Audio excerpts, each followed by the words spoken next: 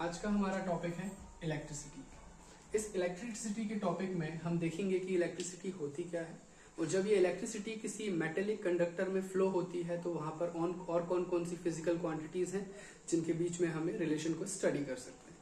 Basically हम electricity को define कर सकते हैं कि इलेक्ट्रिसिटी क्या है। ये किसी एक चार्ज की क्वांटिटी है जो कि फिक्स इंटरवल ऑफ टाइम में किसी कंडक्टर में फ्लो हो रही है।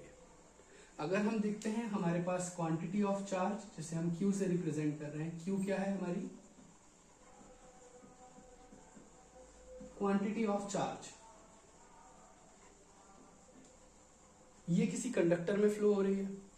अब उस कंडक्टर में कितने टाइम के लिए फ्लो हो रही है, तो ये जो हमारा T है ये है टाइम। और जब कोई क्वांटिटी ऑफ चार्ज किसी इंटरवल ऑफ टाइम के लिए किसी कंडक्टर में फ्लो होती है तो उसे हम डिफाइन करते हैं करंट से, जिसे हम I से डिनोट करते हैं।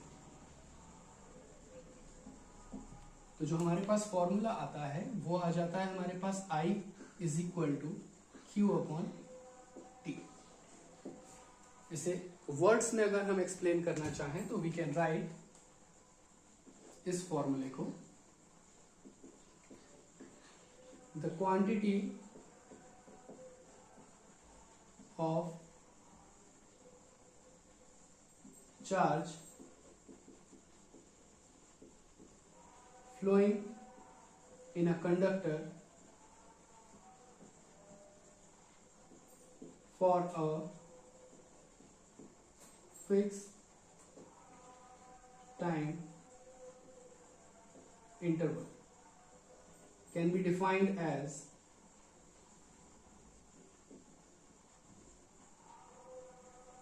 करंट।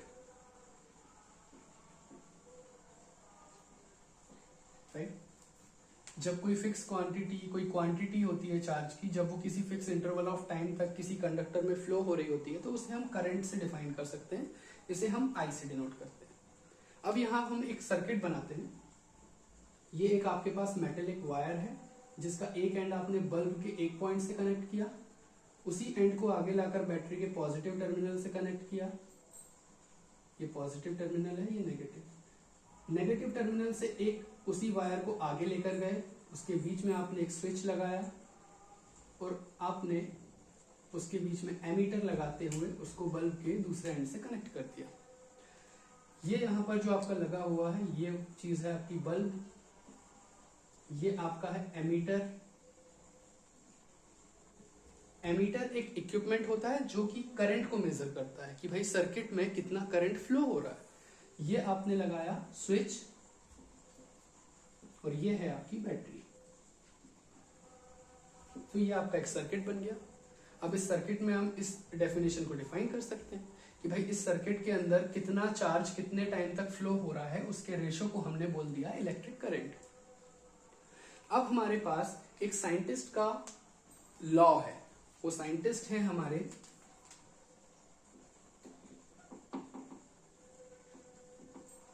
जॉर्ज सिमोन ओम। ये साइंटिस्ट बिलोंग करते हैं जर्मनी से, जर्मन साइंटिस्ट। इनका जो लॉ है उसे हम सभी लोग जानते हैं ओम्स लॉ के नाम से। अब ये ओम्स लॉ क्या है, हम इसका स्टेटमेंट देखते हैं सबसे पहले, उसके बाद हम उसको सर्किट में ले जाकर अंडरस्टैंड करेंगे। तो अकॉर्डिंग टू ओम्स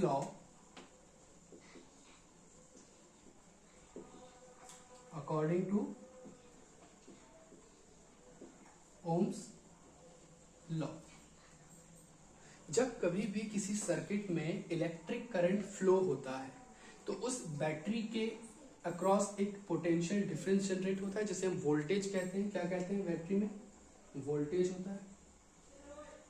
राइट, तो जब वोल्टेज और करंट के बीच में हम रिलेशन स्टैब्लिश करते हैं तो वहां पर हम एक बहुत अच्छी चीज देखते हैं, कि जो आपका वोल्टेज है according to Ohm's law, voltage across the terminals of battery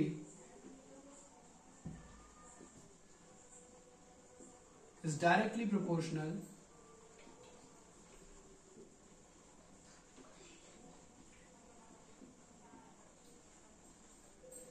directly proportional to the current flowing in a closed circuit, right? अब यहां पर कह रहा है कि voltage across the terminals of battery is directly proportional to the current flowing in a closed circuit, right? अब यहां पर जो वोल्टेज है वो आपका V है, जो करंट फ्लो हो रहा है वो आपका I है, and directly proportional means this symbol.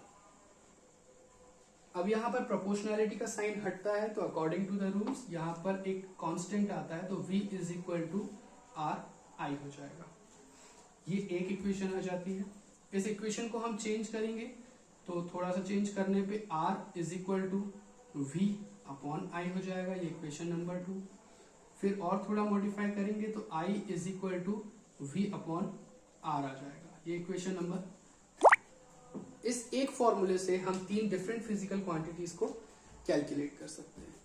अब इस जो डेफिनेशन, ये जो स्टेटमेंट है ओम्स लॉ, यहाँ पर आपने देखा वोल्टेज अक्रॉस द टर्मिनल्स, तो वोल्टेज हम पहले ही डिफाइन कर चुके थे, देख चुके थे कि वोल्टेज क्या होता है। इस बैटरी के टर्मिनल्स के अक्रॉस जो एनर्जी होती है उसे हम वोल्टेज कहते हैं। Battery is directly proportional to the current, current को भी हमने डिफाइन कर चुका है, I is equal to Q upon T. फिर लास्ट में आता है क्लोज्ड सर्किट। आप लोगों को ये सोचना पड़ रहा होगा कि ये क्लोज सर्किट आखिर है क्या।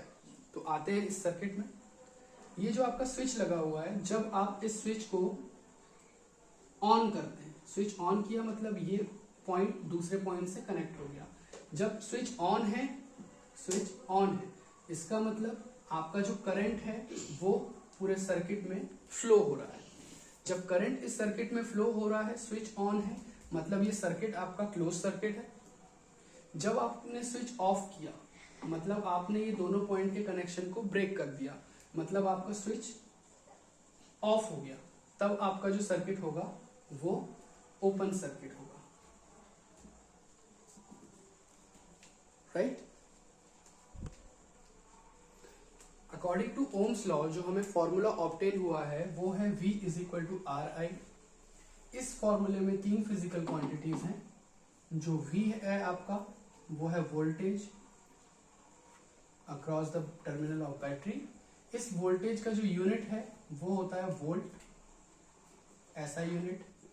सेकेंड है R, प्रोपोर्शनैलिटी कांस्टेंट, जिसे हम कहते हैं रेजिस्टेंस। इसका यूनिट होता है ओम, ऐसा यूनिट। तीसरा आता है करंट, जिसे हमने I से डिनोट किया है, इसका ऐसा यूनिट होता है एम्पियर, राइट? तो ये हमारे पास एक फॉर्मूला है जिसे हमने 3 डिफरेंट इक्वेशंस में देखा थोड़ी देर पहले। अब इस फॉर्मूले के ऊपर, ओम्स लॉ के ऊपर, हम एक न्यूमेरिकल क्वेश्चन सॉल्व करते हैं। जो क्वेश्चन हमारे पास लिखा हुआ है वो क्वेश्चन कहता है the potential difference between the terminals of an electric battery is 60 volt. जब हम इसे सॉल्व करेंगे तो वोल्टेज आपके पास कितना दिया हुआ है, 60 volt. When it draws a current of 4 ampere, जब वोल्टेज आपकी बैटरी का 60 वोल्ट है तो करंट कितना फ्लो हो रहा है, 4 एम्पियर, ठीक है, फ्रॉम द सोर्स। मतलब आपकी बैटरी कनेक्टेड है जो हीटर में है। ये क्या बोल रहा है, the potential difference across the terminals of an electric heater is 60 volt. मतलब इलेक्ट्रिक हीटर के टर्मिनल्स के अक्रॉस में जो आपका वोल्टेज है वो 60 वोल्ट है, और जब 60 वोल्टेज है तो आपका जो करंट फ्लो हो रहा है वो हो रहा है 4 एम्पियर, राइट? आगे हम क्वेश्चन को रीड करते हैं। What current will the heater draws. अब हीटर कितना करंट फ्लो करेगा खुद से, right? If the potential difference is increase to 120 volt. मतलब जब आप इस पोटेंशियल डिफरेंस को 60 वोल्ट से चेंज करके V2 is equal to 120 volt कर दोगे, ठीक है? जब आपका पोटेंशियल डिफरेंस 60 वोल्ट है तो करंट 4 एम्पियर का फ्लो हो रहा है। अगर आप उसे 120 वोल्ट करोगे तो कितना करंट फ्लो होगा, ठीक है? हमें ये आप 3 वैल्यूज क्वेश्चन में गिवन है, आपको निकालना है I2 की वैल्यू। I2 आपके पास अनआइडेंटिफाइड है, इस क्वेश्चन को सॉल्व करने के लिए आपके पास जो फॉर्मूला है अकॉर्डिंग टू ओम्स लॉ, वो फॉर्मूला आपके पास क्या है, V is equal to R I. ठीक है, अब इस फॉर्मूले में आपके पास गिवन क्वांटिटीज क्या है, आपको I कैलकुलेट करना है, वोल्टेज दिया हुआ है, हमारे पास ये फॉर्मूला है। हमें सबसे पहले यहाँ पर R की वैल्यू कैलकुलेट करनी है। पहली कंडीशन में जब हम इस फॉर्मूले में वैल्यू पुट करेंगे तो V की वैल्यू है आपके पास 60 वोल्ट, R आपको कैलकुलेट करना है, I की वैल्यू है 4 एम्पियर। इसका ट्रांसफर यहाँ करेंगे तो ये हो जाएगा R is equal to 60 divided by 4। जब हम इसे डिवाइड करेंगे तो कितना हो जाएगा आपके पास 15, मतलब R की वैल्यू आ जाती है आपकी 15। और हमने यहां पर देखा था कि जो रेजिस्टेंस है उसका यूनिट है ओम, तो ये आ जाएगा आपका 15 ओम। इस रेजिस्टेंस का जो सिंबल होता है वो होता है कुछ इस तरीके से, तो हम इसे लिख सकते हैं R इज इक्वल टू 15 ओम। तो आपके पास जो वैल्यू R की अभी तक थी नहीं, वो आपने R कैलकुलेट कर लिया। अब इस R की वैल्यू को जब आप सेकेंड स्टेप के लिए रखेंगे, ये आपकी कंडीशन नंबर 1 थी, ये कंडीशन नंबर 2 है। अब आप लोग सोच रहे होंगे कि हमने R की वैल्यू को फर्स्ट कंडीशन के लिए कैलकुलेट किया है, इसको सेकेंड कंडीशन में कैसे रख सकते हैं? तो उसका जवाब ये है कि जो हीटर है आपका इलेक्ट्रिक हीटर, वो जिस मटेरियल से बना है, जो हीटर है, हीटर तो एक ही है, आपने हीटर को चेंज किया नहीं है। जब आपने हीटर चेंज नहीं किया है तो जिस मटेरियल से वो हीटर बना है वो भी चेंज नहीं हुआ है, तो उस मटेरियल का जो रेजिस्टेंस है वो तो सेम रहेगा दोनों कंडीशंस में। तो सेकंड कंडीशन के लिए हम फिर से फॉर्मूला पुट करते हैं, V is equal to R I. आपको I निकालना है तो I is equal to V upon R। Second condition में वोल्टेज आपका 120 वोल्ट है, रेजिस्टेंस आपके पास आ गया है 15। इसे डिवाइड करेंगे तो कितना आ जाएगा आपके पास 8। तो आपका करंट जो है वो हो जाएगा 8 एम्पियर।